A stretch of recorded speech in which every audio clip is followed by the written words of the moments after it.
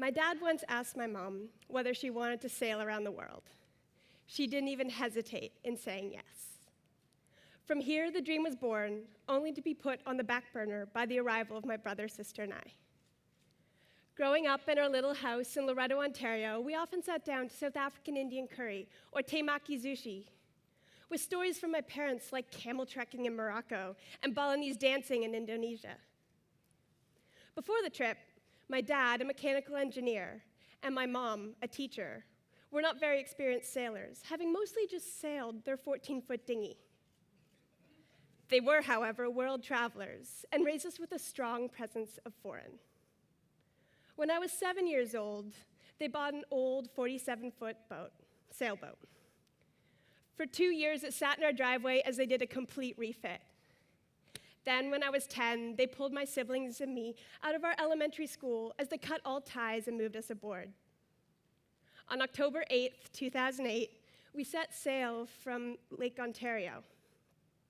7 years later, having set foot on the soil of 35 countries, and having sailed 35,000 nautical miles across 3 oceans, we crossed our outgoing track in the Bahamas, thereby completing our circumnavigation. So, what's it like growing up sailing around the world? There are 4 main stages to living aboard: living in port, preparing to go offshore, living at sea, then arriving in a new port. Living in port in itself has 3 main aspects. There's daily life familiar to any household, such as schoolwork, chores, and family dynamics, like bickering. Then there's the boat aspect: boat maintenance, equipment upgrades, and hull scrubbing. Finally, there's the location. My childhood was spent exploring the world. The mornings were dedicated to the formal education of open books, learning new math concepts and reading the works of famous authors. The afternoons, however, were for our real education: exploring markets, hiking up mountains, snorkeling on coral reefs, meeting locals, making friends, and learning about traditions and cultures around the world. These experiences constantly gave us new perspectives and pushed us to expand. Like when I was 12 and we arrived in French Polynesia, where my parents decided to put my siblings and me into a local French school. This was my first experience living long-term within a different culture. I was not Polynesian, I was not French, nor did I speak French, and because of this, I was an outsider. These 11 months were some of the hardest of the whole trip, but when we sailed onwards, I'd gained fluency in another language, and I'd also gained a perspective of what it is like to live within a culture as an outsider. Or there was a time when we were backpacking in the Thar Desert in Rajasthan, India, and we met a man named Kamal. He was running the small hotel we were staying at, and he told us how he didn't know when his birthday was because his parents had never written down the date. The fact that he didn't know his own age boggled our minds and made us reevaluate our own culture's fixation on age. It made us think about how much we connect our identity, how old we are. The next stage was preparing to go offshore, and this was very stressful for my parents. They were in charge of the safety of our whole family, and if anything went wrong, it could result in mechanical breakdowns at sea, or worse. The 5 of us floating in a life raft with our home and everything in it at the bottom of the ocean. From a young age, my siblings and I witnessed this responsibility, and we understood the consequences. In light of these pressures, there were always a million boat jobs that needed to be done. And as we grew older, we began to take part in this work. We came together as a team, tackling what at times seemed like an insurmountable list and checking off all the items in time for departure. Once at sea, we sailed 24 hours a day, nonstop, meaning there always needed to be someone awake, in charge, watching over the sails, maintaining our course, looking out for freighters and bad weather. My siblings and I also participated in these shifts, taking charge of the boat. Even my brother, at age 9, did his fair share. Having a taste of responsibility, my parents never too far away should something go awry. With this teamwork came respect. And my parents included us in decisions that would affect all of our lives. Like when we were sailing off the coast of New Caledonia, and we had one of the worst mechanical breakdowns of the whole trip. losing both our engine and our steering. The situation was so dire, the French Navy was advising us to abandon ship. With incredible ingenuity and grit, my parents jerry-rigged a solution, and over the span of a couple really scary days, we made it back to shore. After a good night's sleep, we all collected in the cockpit for a team meeting to discuss the ordeal we had just gone through. During this meeting, my parents asked us if we wanted to keep sailing around the world or whether it was time to quit. They listened to all our opinions and views before we all voted to keep sailing. The next stage, leaving a place, was emotional. Depending on the length of the stay, we would put down roots. We would make friends, create connections, and get to know the lay of the land. We became comfortable, letting go of that comfort and acknowledging that we were stepping off into the vast unknown once more. As exciting as this was, it could be wearing. And as a kid, I learned to let go. But I also learned there is always something beyond the horizon. Living at sea at times was like living in a washing machine. Every move had to be calculated or planned, otherwise you ran the risk of being tossed across the cabin by the momentum of the boat, or having your dinner plate slide away and dump on the floor if you weren't hanging onto it. We felt the changes of the winds and currents as we lived among the waves. There was constant noise, the whoosh of water under the hull, a rhythmic clattering as objects slid back and forth within the cupboards.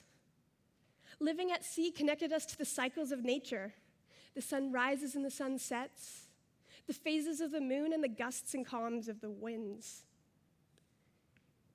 Above decks, you could see the horizon, nothing but water and sky in every direction, giving me a perspective of how vast our world is. We got to see the nights unfold before us, with skies so full of stars, it sometimes seemed like there was no black. Living at sea was rhythmic and monotonous, and within this state, time lost meaning. Living at sea taught me patience, as you cannot make a boat sail any faster than the wind can push. In order to adapt, I had to find ways to entertain myself. I used to sit above decks and look out over the water and daydream about my future, all the things I would do and all the places I would go. I had no outward influences on me like peers or society, which gave me the freedom to explore my own mind. When I wasn't daydreaming, I was cooking using the minimal ingredients we had aboard, or writing and sketching for hours on end. I read every book I could get my hands on and taught myself yoga on the bow.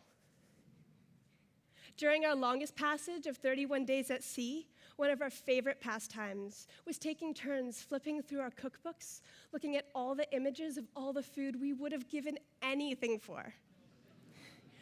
We always had more than enough to eat, but it was variety and fresh fruits and vegetables that we lacked. During this passage, we made grand schemes of all the things we would get and all the things we would cook once we were back in port. The funniest thing is, though, once we got the food, it wasn't as good as we'd imagined, making me realize it was less about the actual food and more about the wanting and yearning. Once we had it, it was no longer as important. I missed this aspect of scarcity because I truly appreciated the most mundane aspects of land life. The luxury of a hot shower, the ease of a washing machine, the magic of a toaster. I now live in a world where all my material wants and needs are at my disposal, and because of this, their value is so much less than it used to be. The night before arriving in a new port was always so exciting. Above decks, I could catch the first sign that we were near land: the smell. The smell of earth, trees, and life contrasting against the salty air we've been breathing for days or weeks. I could never sleep on this final night, the excitement of arrival keeping me tossing and turning in my bunk. Arriving on land brought on a flurry of new experiences, and our first steps were always disorienting. Like when we arrived in Mayotte, a small island near Madagascar. Prior to this, we'd been living in an uninhabited atoll in the middle of the Indian Ocean, then sailed 17 days through some of the roughest conditions, making us want nothing more than the calm of port. In total, we'd spent 2.5 months away from civilization and did not realize how unprepared we were to re-emerge among people.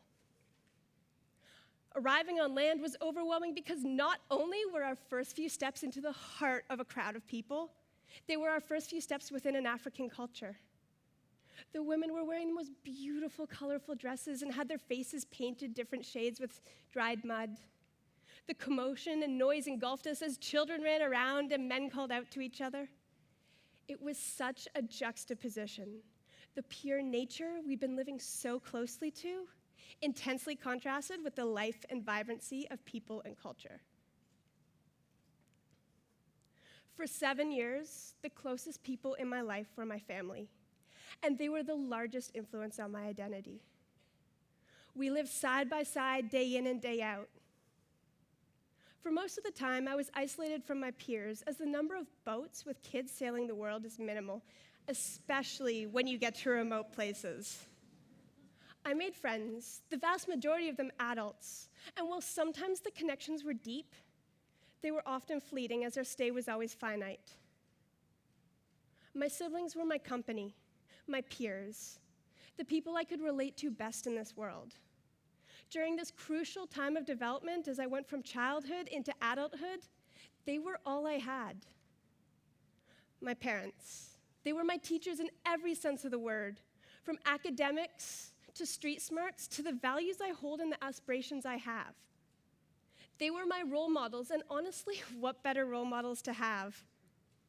They had a dream to sail around the world, and they gave up the familiar for this dream, teaching me to be fearless of the unknown and the freedoms that come with this fearlessness.